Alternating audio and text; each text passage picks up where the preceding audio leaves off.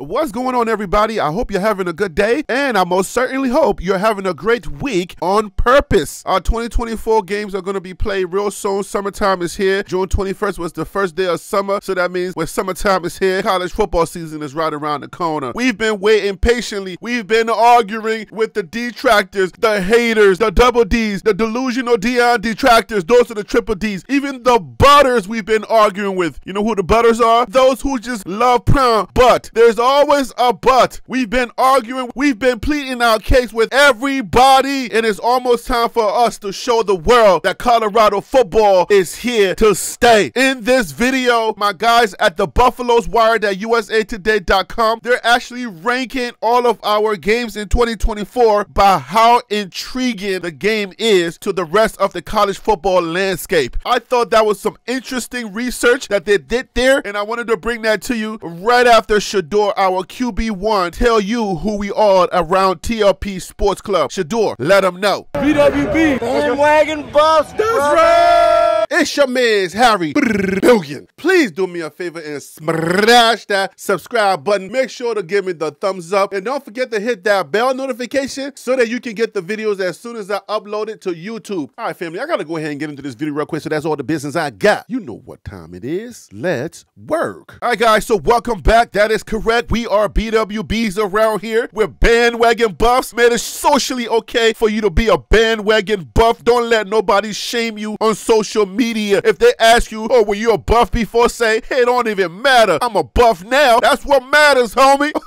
Okay, we're here because of Coach Brown. So make sure to cop your BWB, your bandwagon buff gear on this here channel, TLP Sports Club, guys. Cop your buff gear because you don't care. That's just how we gonna do it. Let's go ahead and see how intriguing each game is for the Colorado Buffaloes schedule in 2024. Let's go. I want to thank my guys over there at the Colorado Buffaloes Wired at usatoday.com for this article. They always provide me with content, and I appreciate you guys. Ranking Colorado football's 2024 opponents by the level of intrigue. And this article was written by Jack Carlo. Entering their welcome back season in the Big 12 Conference, the Colorado Buffaloes are facing a challenging schedule filled with rivalry games and even a couple of first-time matchups. I'm not convinced that Colorado's 2024 slate is as difficult compared to last year, but things still won't be easy for head coach Deion Sanders' squad. As Coach Brown frequently mentions, the Buffs were competitive in every game last season except for two. The exception for Colorado is that after addressing many of its weaknesses this offseason, those close battles will result in a few more wins. Below are Colorado's 12 regular season football games ranked by level of intrigue. The least intriguing game we have on our schedule this year is going to be Cincinnati Bearcats. What's the skinny, Jack Carlo? What you got to say about this? These two opponents don't have much history together, and Cincinnati appears headed for another poor season, setting up a relatively unintriguing late October matchup in Boulder. Coming in next into our least intriguing game, none other than the North Dakota State Bison. Some would say this is pretty well intriguing because they are FCS. Everybody's been talking about their championship pedigree, so I would think it will probably rank a little higher, but let's see what Jack Carlo has to say. Season openers typically garner an increased level of intrigue, but because North Dakota State is a football championship subdivision opponent, albeit an expectational one, I'm ranking this game second to last. Yeah, man, there's a lot of expectations on this game, okay? But we're moving on to number 10. That's going to be the Baylor Bears. Not that intriguing. Colorado and Baylor had some great matchups together as Big 12 foes from 1995 to 2010, including a triple overtime game in 2006. But because the Bears aren't expected to do much this season, this game falls to number 10. Yo, that's why I like to do these type of videos, man, because you learn stuff like this, especially if you are a new Colorado fan. You probably didn't know that they had a triple overtime game in 2006. Some historical information on the Buffaloes. These type of videos, they help us to actually learn the history of our team. The more you know about your team's history, the more you can appreciate going forward. Coming in at number 9 is the UCF Knights. They are not that intriguing. Like Colorado, some consider the UCF Knights a dark horse team in the Big 12. This game could end up up being more intriguing if Gus Malzahn's squad begins this season hot. That's right. If they get off to a hot start, it could look a little bit more intriguing for sure. It's getting a little bit more intriguing now. At the number 8 spot is the Texas Tech Red Raiders. Jack Harlow, what you got to say about them? Dating back to 1962, Colorado and Texas Tech have split their 10 regular season meetings. The Buffs' first trip to Lubbock since 2007 should be one of their most challenging road games of the year. All right, so when we met them, they won 5, we won 5. Come on, we got to get this one. Come on, Coach Prime, we got to get that W and make it 6. Let's up the score. All right, coming in at number 7 is going to be the Kansas State Wildcats. Kansas State has enjoyed an impressive resurgence in recent years, making this one of Colorado's toughest Big 12 games. I'm also looking forward to Shedeur Sanders going up against Wildcats quarterback Avery Johnson. All right, it's getting more and more intriguing. Let's keep it moving at number 6. That's right, the Arizona Wildcats. I can tell you a little bit of why this one is going to be a little bit more intriguing. It's a nightmare if you remember 2023. It took 6 minutes and 42 seconds. It was either 6 minutes and 42 or 6 minutes and 47 seconds in the fourth quarter. We never got the ball back. They went and scored a field goal and won that game by 3 points. Man, I'm telling you, I have nightmares in this game. That's when Alejandro actually missed his field goal. They took the ball back and never gave it back to us. Man, I'm telling you, boy. Arizona surprised many last season, but can the Wildcats continue their rise under new head coach Brent Brennan? That sophomore quarterback Fafita is nice, but our quarterback is much nicer. So it is definitely getting a lot more intriguing. I'm going to be looking forward to this game because I want to see what our new look Buffs are going to do against this team. I felt like we could have beat them last year, even though they went 10-2 and they were like the Cinderella team in the Pac-12. We'll see what we'll do against them this year. At number 5, we got the Kansas Jayhawks. If this was basketball, Colorado, Kansas would easily take the top spot, but the football Jayhawks have enjoyed some strong years under head coach Lance Leipold. The most intriguing aspect of this game might be that it's being played at Arrowhead Stadium. And for those of you who don't really follow football that well, Arrowhead Stadium is where the Kansas City Chiefs play at. You know, a little quarterback named Patrick Mahomes, he plays for the Kansas City Chiefs.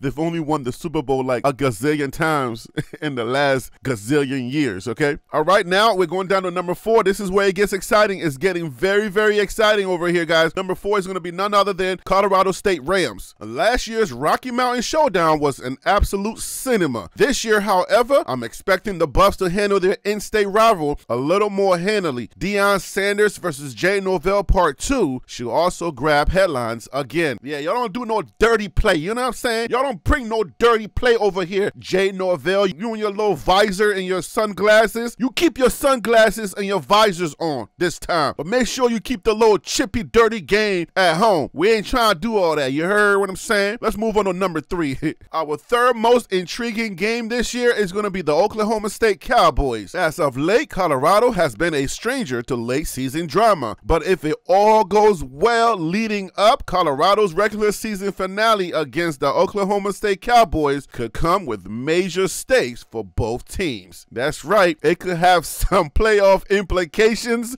It could have some bowl games implications. Lots and lots at stake with this game right here, boy. I'm telling you, it's going to be electric. Let's go.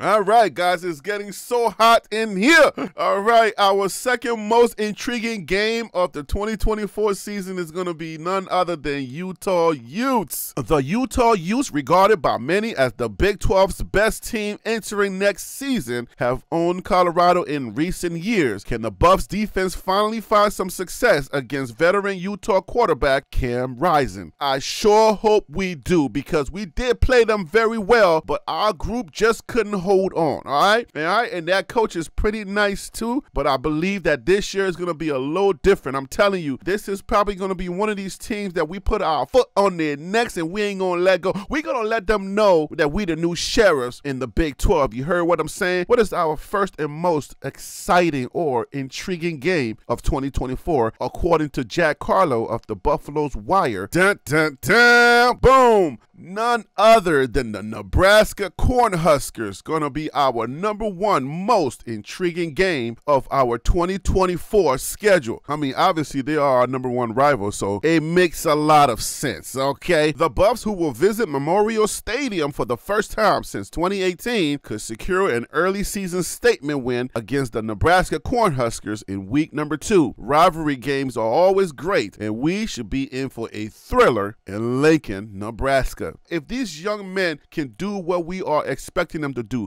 BJ Green right there fighting to get off the tackle, if they can use their hands, their feet, if they can be strong this year, if they can meet every single challenge, I believe we're going to be all right. I believe this year is our year for us to make a statement in the Big 12, and not just in the Big 12, but also in college football. Coach Prime is deadly in his year 2s, and this is the year that he has to make that statement. This year is going to be something different. It's going to be something real nice for you to take a look at, because at the end of the day, you got Travis, you got Shiloh, you got Shador all going to the NFL. Once they leave, this statement that we make is going to let college football know that Colorado football is here to stay. Coach Prime is also here to stay, and we are going to be recruiting at a very high level. That's what we need to do. We want to be able to draw people with wins, with W's, because that's how it usually is. You know, you want superstars to be able to recruit, but W's recruit better than superstars. Winning lasts a lot longer. A winning program is going to last a lot longer. If you're on a winning team, people are going to give you looks. Parents, guardians, coaches, they are looking for a winning program to be a part of, a winning culture, a culture where there is standards. That's what I look forward to happening in 2024, making a statement so that recruiting can increase for Colorado. With Jimmy Horn Jr. and Wester in the facilities, I'm going to leave it right there, and I'll see you. Get it? See you on the next video. Okay.